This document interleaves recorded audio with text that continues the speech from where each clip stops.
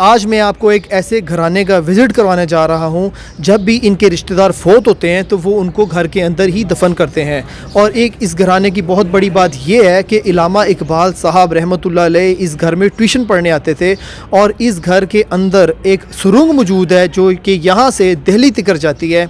और यहाँ पर जो कब्रें मौजूद हैं वो 1200 साल पुरानी कब्रें हैं। रजीत सिंह ने ये जगह अपने पीर साहब को गिफ्ट की थी और फिर आगे से उन पीर साहब की लड़ी चल रही है। उन्होंने बहुत सारे लोगों को मुसलमान भी किया और अपने जितने भी इनके रिश्तेदार अब फ़ौत होते हैं वो यहीं पर ही उनको दफन करते हैं। एक बहुत ही नायाब और पुरानी जगह है। अभी मैं आपको यहाँ के जो ऑनर हैं उनसे भी मिलवाऊँगा और आपको मज़ीद इन्फॉर्मेशन देंगे इसके बारे में। बिस्मिल्लाहिर्रहमानिर्रहीम, अस्सलाम वालेकुम। मेरा नाम अली खान और आप देख रहे हैं आपका अपना चैनल मुसलमान पाकिस्तान। अस्सलाम वालेकुम भाई। वालेकुम सलाम। सर क्या नाम है आपका? सैयद आतिफ नाम है मेरा। जी। और सर आप मुझे बताएंगे ये जो आपके घर में कब्रिस्तान बना हुआ है, इसको घर के अंदर जो आप रिश्तेदारों को दफन करते हैं, इसका क्या मतलब है? सर पहली बात है कि ना ये जो कब्रिस्तान है हमारा भाई है, हम 8वीं पुश्त इधर से चल रही है। ठीक है। जो हमारे इधर से जो हमारे पीर है, मतलब कि जो हमारे ख़ानदान के अव्वल हैं वो इधर ही दफन है। और उधर इसके बाद हमारे सारे जितने भी लोग हैं इधर ही दफन है। उनके बेटे, उनके बेटे, आगे उनके बेटे, आगे उनके बेटे, सारे दफन। सर ये जो आपके पास यहाँ कब्रें मौजूद हैं इनके ऊपर से तो जो है शनाख्त भी मिट गई हुई है, काफ़ी साल पुरानी है। जी, ये 300 साल 400 साल पुरानी कब्रें हैं हमारे पास।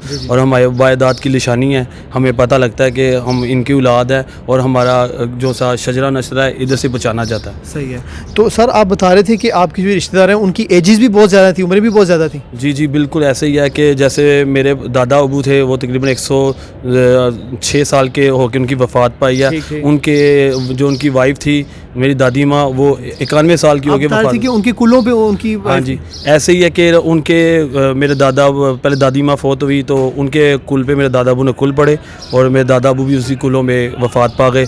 ऐसे ही मेरे पुप्पा जी तकरीबन ये 8 दिन पहले वफ़ात पाए है और अगले उनके कुलों पे उनकी वाइफ फौत हो गई। सही सही सही। और ऐसे ही मेरे वालिद साहब हैं वो फौत हुए हैं 8 जून को पिछले साल, तो उनके साथ ही मेरे ताई फौत हो गई। ठीक है। अगले तो सर आप ये कब्रों के बारे में बताएंगे कि कितनी पुरानी है? इधर इधर चलें, आ जाओ, इधर आ जाओ। व्यूअर्स अब हम आपको दिखाएंगे जो यहाँ पर सबसे पहली कब्र बनी थी और उसकी हिस्ट्री और स्टोरी क्या है। अस्सलाम वालेकुम। वालेकुम जी, ये हमारे सैयद फजल हुसैन शाह साहब हैं। जी जी। ये इनकी इधर मज़ार है और इनकी तारीख़ ये है कि 1272 में इनकी वफ़ात पाई। और जो रजीत सिंह थे वो इनके मरीद थे और रजीत सिंह ने ही ये जो सी जगह है ये हमें 3 कनाल ये गिफ्ट की थी। तो बाबा जी की मज़ार भी उन्होंने तैयार करवाया और बाबा जी 1272 में वफ़ात पाई। और बाबा जी रजीत सिंह के पीर थे और दीनानाथ के भी। जो दीनानाथ पटवारी था वो उसके पीर थे। तो उन बाबा जी ने बड़ा इस्लाम फैलाया। और बाबा जी के एक जो अंग्रेज़ थे, जो कमांड का अंग्रेज़ था उस दौर में, तो वो भी बाबा जी को बाबा जी ने उसको दीन सिखाया और उसने इस्लाम कबूल किया और उसकी वफ़ात यही पाकिस्तान हुई और वो भी बाबा जी के पैरों में दफन है और वो उसकी तारीख़ भी है।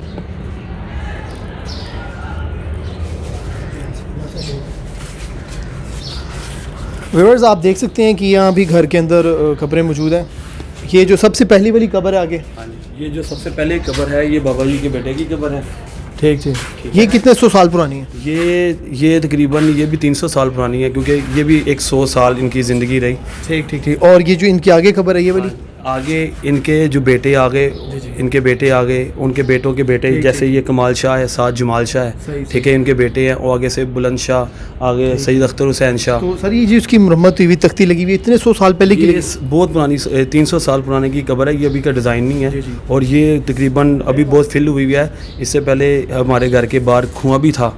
अच्छा। जदी पुश्ती कुआं भी था, वो भी बंद कर दिया गया और सुलंग भी बंद कर दी गई, घर वालों ने बंद करवा दी। जिसने अंग्रेज़ ने इस्लाम कबूल किया था उसकी कब्र कौन सी है? उसकी ये कब्र है और इसके ऊपर ना हमने वो बिल्कुल वो लगवाया नहीं, मेरा आप नहीं लगा और इससे अंग्रेज़ की कब्र कही जाती है। और हमारी इस तारीख़ भी है और तारीख़ में हमारी किताबें भी हैं और किताबों के बाद ये कब्र भी है, हमारी सारी तारीख़ में भी है। सर आपके यहाँ पर जो सुरंग है जो यहाँ से निकल के दिल्ली तक जाती है, वो सुरंग किस जगह पे है?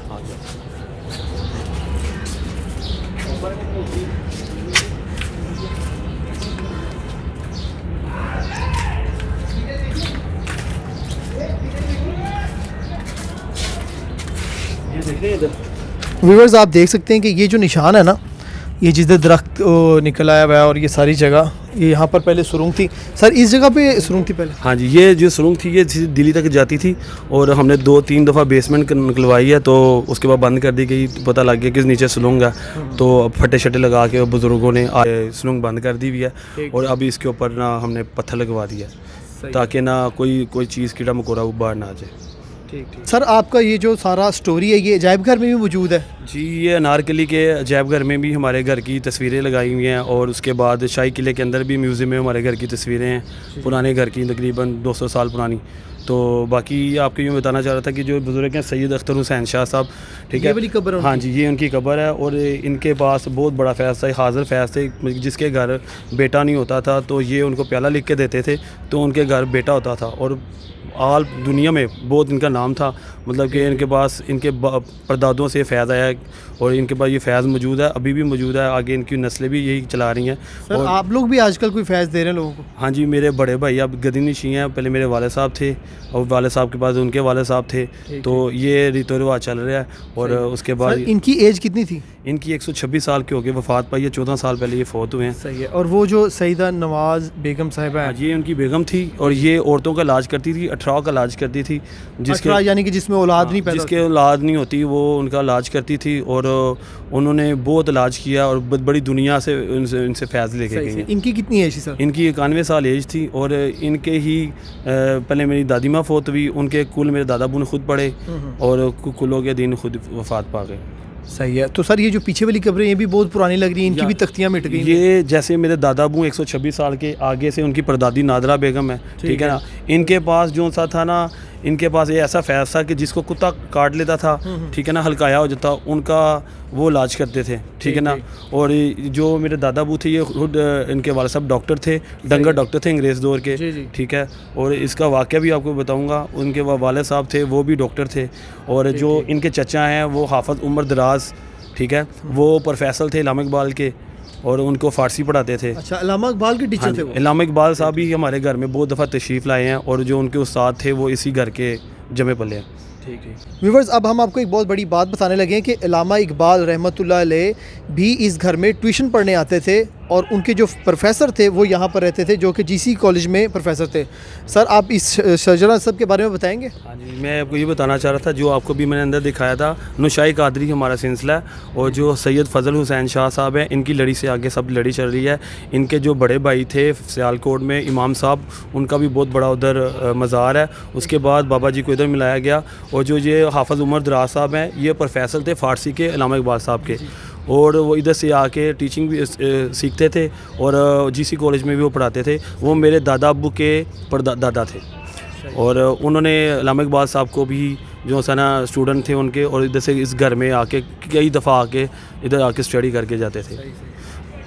सर आप तो माशाल्लाह हमारे जो असासा है मुल्क का एक, तो आपकी जो है हिस्ट्री इंशाल्लाह हमारे चैनल के थ्रू आगे जाएगी और मज़ीद मीडिया वाले भी जो है यहाँ पर आएंगे। तो मुझे बड़ी खुशी हुई है कि हमारे मुल्क के एक बहुत बड़े जो वली थे इलामा इकबाल रहमतुल्लाह अलैह, वो भी आपसे जो है यहाँ पर ट्यूशन पढ़ते रहे आपके बड़ों से। व्यूअर्स, मुझे पूरी उम्मीद है कि आपने आज की वीडियो से बहुत कुछ सीखा होगा कि हमारे पाकिस्तान में कितने नायाब घर हैं, कितने नायाब लोग मौजूद हैं और इनसे लोग आगे फैज़ भी हासिल करते रहे हैं। अगर आपके पास भी कोई ऐसी मोटिवेशनल स्टोरी है, कोई क्रिएटिविटी है या टैलेंट है, या आप दुखी और परेशान हैं, तो आप हमारे इस दिए गए नंबर मुसलमान पाकिस्तान पर हमसे रब्ता कर सकते हैं। अस्सलाम वालेकुम, जज़ाकल्लाहु खैरन।